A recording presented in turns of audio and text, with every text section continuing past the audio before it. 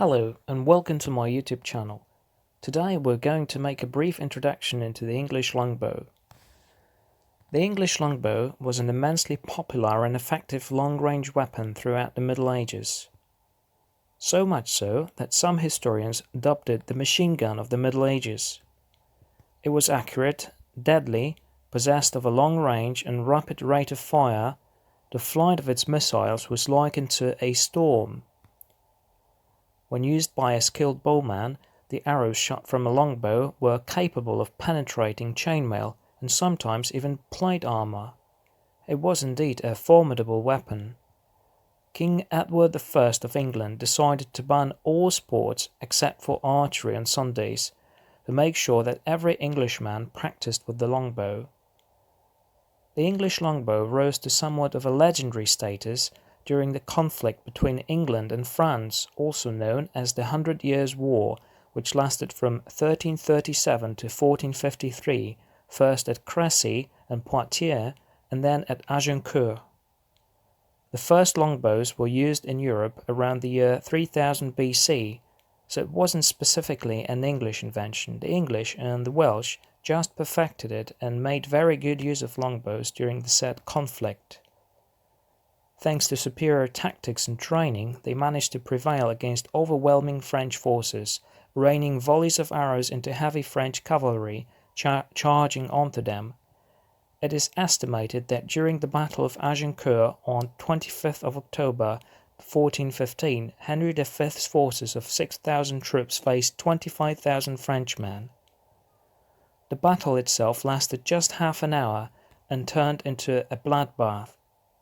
It is estimated that between 6,000 and 10,000 French were killed, whilst the English suffered losses in the hundreds, partially due to bad weather conditions, soaking wet ground preventing the progress of the French army, but mainly due to effective use of longbows by the outnumbered English army. Now, let's get to technical specifications and constituent components of the longbow. A typical longbow measured around 6 feet or 1.8 meters. It was made of yew, although ash, elm, and other types of wood were also used. The traditional construction of a longbow was time-consuming and consisted of drying the yew wood for 1 to 2 years, then slowly working the wood into shape, with the entire process taking up to 4 years. The bow stave is shaped to have a D-cross section. The outer back of sapwood, approximately flat, follows the natural growth rings. And now let's talk about the bowstrings. Bowstrings were made of hemp, flax or silk, and attached to the wood via horn nocks that fitted onto the end of the bow. Draw weights. To draw a longbow and effectively shoot at long ranges, historians estimate the longbows of the medieval period drew some 90 to 110 pounds of force, or 400 to 490 newtons. Other sources suggest significantly higher draw weights, in other words, 150 to 160 pounds of force, which is 670 to 710 newtons, at 30-inch or 76.2 centimeters draw length. Arrows. Ordinary arrows were of poplar, fletched with goose feathers and fitted with a single type of low-barbed head. The best bows were painted and supplied with ash arrows with steel heads fletched with peacock feathers.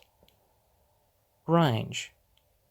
An effective range of English longbow was up to 350 yards or 320 meters.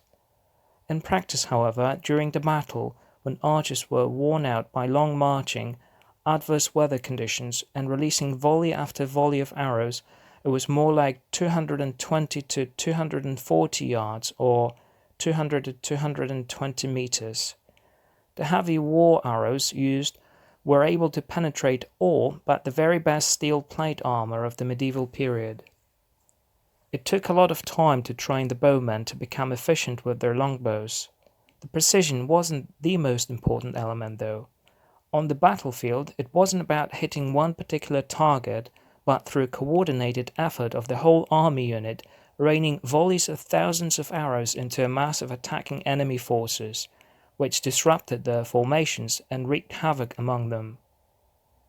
During the Battle of Agincourt, volleys of arrows were loosed by the English bowmen. The wounded horses panicked, riders were thrown, killed, or suffered agonizing wounds. The cavalry was thrown back and trampled into the tightly packed advancing footmen. Durability. Longbows lasted longer if they were protected with a water-resistant coating, traditionally of wax, resin, and fine tallow. Unfortunately, no English longbows from that period, in other words, 14th and 15th century, survived until this day, but one significant find deserves to be mentioned here. A carrack type of warship called Mary Rose, which belonged to Henry VIII's navy and sank at Portsmouth in 1545, was discovered in 1971 and raised on the 11th of October 1982. Inside the wreck of the ship, they managed to recover some 137 whole longbows and more than 3,500 arrows. Thanks to this find, the researchers and historians got a better understanding of the English longbow, its construction and use. The English longbow was eventually replaced by muskets, cannons, and firearms, but to this very day it's considered one of the most formidable ranged weapons of its time, being an integral part of the history of Britain. And that's it for today. Thank you very much for watching. If you liked the video, please give it a thumbs up. If you didn't, hit the dislike button or leave a comment. Your feedback is highly appreciated. Please hit the subscribe button for more content. Thank you very much and have a good day. Bye-bye.